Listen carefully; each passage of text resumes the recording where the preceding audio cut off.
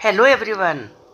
In today's video I am going to explain you the non-finite verb perfect participle. इसमें केवल perfect participle ही नहीं, मैंने आपको present, past और परफेक्ट पार्टिसिपल तीनों को अब एक साथ समझाया है ताकि आप इनके फ़र्क को अच्छी तरीके से समझ सकें। एक बात आप जान लीजिए, नॉन फाइनाइट वर्ब को सीखना अपनी इंग्लिश लैंग्वेज को रिच बनाना होता है। सबसे पहले हम पार्टिसिपल का आपको बताते हैं। पार्टिसिपल सेंटेंस में एडजेक्टिव का काम करता है, विशेषता बतलाने का काम करता है, लेकिन ये बनता है वर्ब से। अलग अलग फॉर्म में ये यूज़ होता है, आईएनजी फॉर्म में भी होता है, थर्ड फॉर्म में यूज़ होता है। तो कहाँ पर कैसे यूज़ करते हैं ये आप इसमें ध्यान से समझिए। तो चलिए शुरू करते हैं। सबसे पहले परफेक्ट पार्टिसिपल से ही। परफेक्ट का मतलब ही होता है कंप्लीट, यानी कि जहाँ पर काम पूरा हो गया है। इसकी पहचान ये होती है जब आपके सेंटेंस में बाद या करके शब्द आए कि आप ये काम पूरा कर चुके हैं।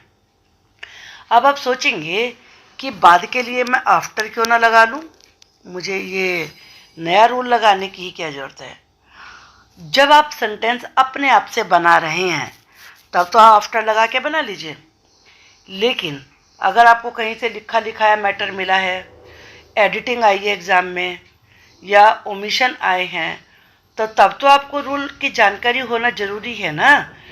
तो इसलिए हमें इस रूल को भी जानना ज़रूरी है कि जब सेंटेंस को परफेक्ट पार्टिसिपल का यूज़ करके लिखा जाता है तो उसे कैसे लिखा जाता है। सिंपल सा एक रूल है इसका कि इसमें आपको हैविंग लगाना होगा और हैविंग के साथ third form of the verb लगानी होती है। मैंने एग्जाम्पल देके इसको समझाया है। काम पूरा करने के बाद बच्चे खेलने चले गए। अब एक काम पूरा हो गया ना, काम पूरा करने के बाद, तो इस वाले पार्ट को हमें हैविंग लगा के यूज़ करना होगा। हैविंग फिनिश्ड वर्क, हैविंग लगाया और पूरा करने की हमने फिनिश लगाई है, थर्ड फॉर्म लगी है, तो हैविंग फिनिश्ड वर्क। आगे का सेंटेंस अब जैसे टेंस होता है उसके हिसाब से आपको बनाना होगा, उसके लिए कोई पार्टिसिपल का रोल नहीं होता। बच्चे खेलने चले गए, चिल्ड्रन पास्ट टेंस से गए तो वेंट आ जाएगा और दूसरी वर्ब टू लग के आती है, वेंट टू प्ले। चलिए और एग्जांपल देखते हैं। आराम करने के बाद यात्री ने पुनः यात्रा शुरू कर दी। अब बाद वाला हिस्सा क्या है, आराम करने के बाद, तो बाद के लिए हमने हैविंग लगाया और वर्ब की थर्ड फॉर्म। आराम करने की रेस्ट होती है तो रेस्टेड हो जाएगा, हैविंग रेस्टेड। अब ये हमें टेंस के हिसाब से ही बनाना है जो बाद वाला हिस्सा है। यात्री ने पुनः यात्रा शुरू कर दी, द ट्रेवलर। अब शुरू कर दी के लिए आप स्टार्टेड लगा सकते हैं, बिगैन लगा सकते हैं, रेज्यूम्ड भी लगा सकते हैं। हिज जर्नी अगेन, बस ये ध्यान में रखिए, अगर आप रेज्यूम्ड लगाते हैं तो अगेन की जरूरत नहीं होगी, क्योंकि रिज्यूम का मतलब ही होता है दोबारा शुरू करना। अगर आप बिगैन लगाते हैं या स्टार्टेड लगाते हैं तो अगेन लगाना जरूरी हो जाता है। एक एग्जाम्पल और देख लेते हैं। अटेंडेंस लेने के बाद टीचर ने पढ़ाना शुरू कर दिया। अब एक काम पूरा हो गया ना, अटेंडेंस लेने के बाद, तो बाद के लिए हैविंग लगेगा। अटेंडेंस लेने की टेक होती है तो टेकन आ जाएगा, हैविंग टेकन अटेंडेंस। टीचर ने पढ़ाना शुरू कर दिया, ये बिल्कुल टेंस के हिसाब से बनाएंगे, द टीचर बिगैन। बिगैन लगाइए चाहे स्टार्टेड लगाइए, बिगैन टू टीच। पढ़ाने की जो मेन वर्ब के बाद दूसरी वर्ब आती है वो टू और फर्स्ट फॉर्म या फिर आईएनजी लगा के हम जिरन बना के लगा सकते हैं। आगे आने वाली वीडियो में मैं आपको ये रूल भी समझाऊंगी। चलिए नेक्स्ट देखते हैं। आई थिंक कि ये आपको परफेक्ट पार्टिसिपल तो समझ में आ गया होगा। अब हम प्रेजेंट पार्टिसिपल की बात करते हैं। प्रेजेंट पार्टिसिपल आईएनजी फॉर्म से बनता है। पहचान क्या होती है इसकी, इसमें कर जैसे सुनकर, देखकर, मिलकर, मुड़कर, पहुंचकर और या फिर हुए या हुआ शब्द आता है। कर में तो कोई कन्फ्यूज़न है नहीं, लेकिन हुए या हुआ में ध्यान रखना पड़ेगा कि वो काम जारी होना चाहिए, मतलब काम जारी रहना चाहिए। जैसे दौड़ता हुआ, हंसता हुआ, भागता हुआ, सोता हुआ या खेलते हुए, खाना बनाते हुए, मीटिंग लेते हुए, तो हुए या हुआ और काम जारी होना चाहिए। चलिए अब कैसे यूज़ करेंगे ये मैं बताती हूँ आपको।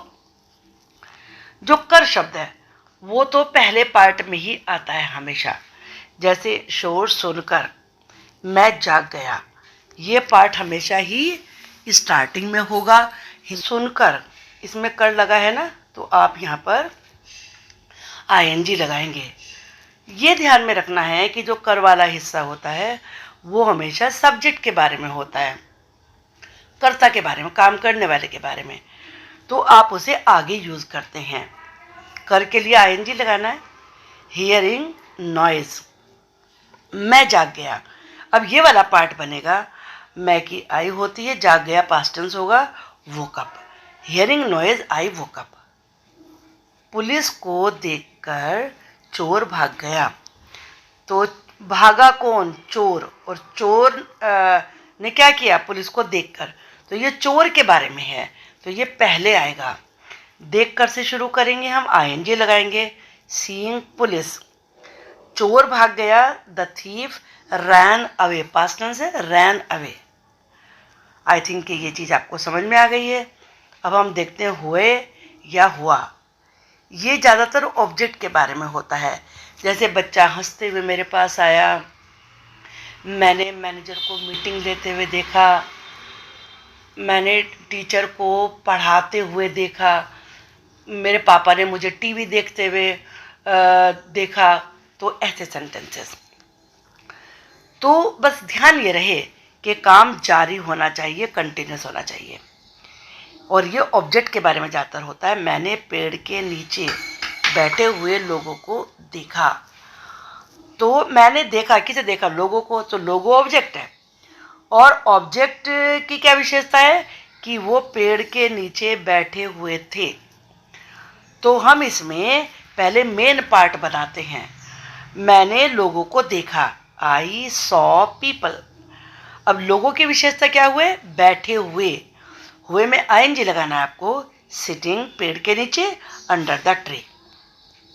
वन मोर एग्जाम्पल, मैंने मैनेजर को एक आदमी से बात करते हुए सुना। तो मैंने सुना, किसे सुना? मैनेजर को सुना। मैनेजर क्या कर रहा था? आदमी से बात करते हुए। तो आदमी से बात करते हुए विशेषता किसकी है? ये इस मैनेजर की। और मैनेजर क्या है? ऑब्जेक्ट है। तो हम पहले फर्स्ट पार्ट बनाएंगे, क्योंकि ऑब्जेक्ट पीछे लिखा जाता है, इसलिए उसकी जो विशेषता होती है, पार्टिसिपल होगा, वो भी उसके पीछे लगेगा। I heard the manager. अब मैनेजर को क्या करते हुए सुना आपने? बात करते हुए। बात करने की टॉक होती है, टॉकिंग टू ए पर्सन। अब टॉकिंग की जगह स्पीकिंग भी लगा सकते थे कि के साथ बोलते हुए देखा, स्पीकिंग टू ए पर्सन।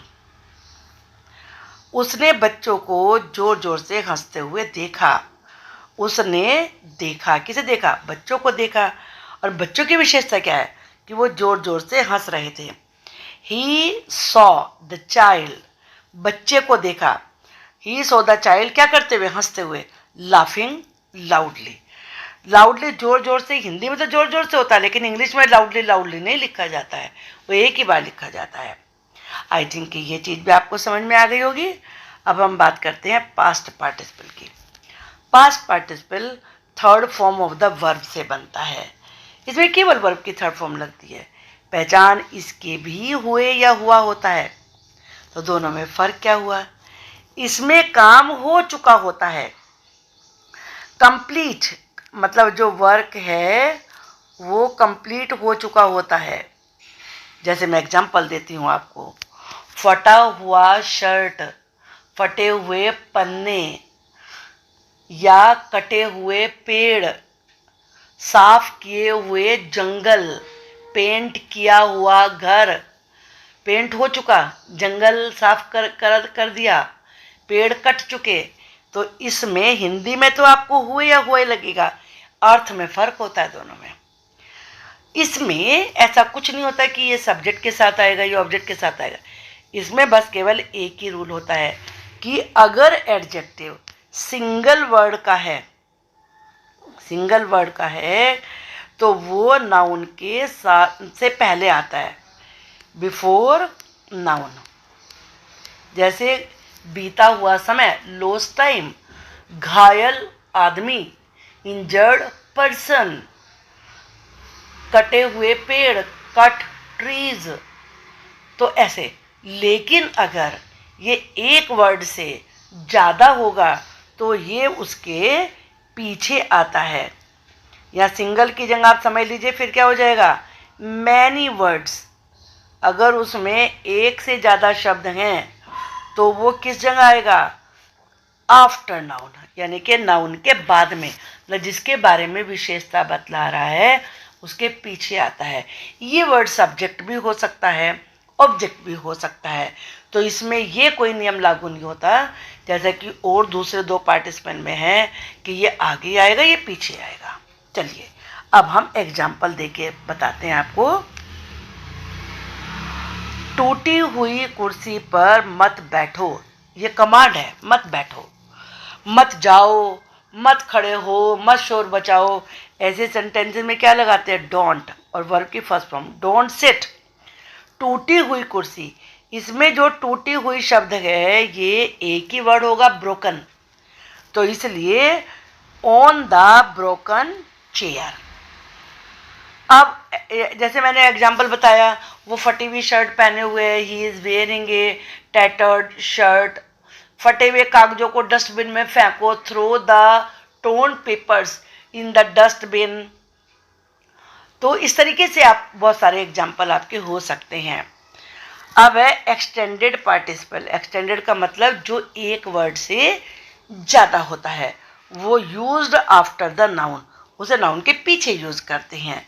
जैसे एक बार खोया हुआ समय कभी लौटकर नहीं आता। अब इसमें समय की विशेषता क्या है, एक बार खोया हुआ, एक वर्ड से ज़्यादा है तो ये टाइम के पीछे लगेगा। टाइम वंस लॉस्ट, मतलब एक वर्ड से चाहे दो ही वर्ड हो जाएं, time once lost never returns, कभी वापस नहीं आता है। मैं अपने कंपटीशन में जीते हुए सभी मेडल्स का ध्यान रखता हूँ। अब मेडल्स की विशेषता क्या है, कंपटीशन में जीते हुए, तो एक वर्ड से ज़्यादा है तो इसलिए इसे पीछे लिखा जाएगा। आई टेक केयर ऑफ अपने कंपटीशन में जीते हुए सभी medals, all my medals one in the competition, one verb की थर्ड फॉर्म है। अब हम आगे देखते हैं। सेफ में रखे हुए डॉक्यूमेंट्स लेकर आओ, ये कमांड है, तो लेकर आओ, इसकी ब्रिंग लगेगी, क्या लाना है, डॉक्यूमेंट्स लाने हैं। ब्रिंग डॉक्यूमेंट्स सेफ में रखे हुए, इसमें विशेषता क्या कर दी, रखे हुए के साथ क्या जुड़ा हुआ है, सेफ में रखे हुए, kept in the safe. I think कि आपको ये समझ में आ गया होगा। इसके बाद अभी एब्सोल्यूट पार्टिसिपल और बचता है, वो मैं आपको नेक्स्ट वीडियो में समझाऊंगी।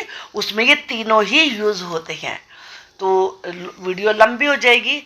इसमें अगर आपको कोई भी कंफ्यूजन है, किसी सेंटेंस में कंफ्यूजन है, कोई नहीं बन पा रहा है, समझ में नहीं आ रहा है, तो आप मुझे वो कमेंट बॉक्स में लिख के पूछ सकते हैं।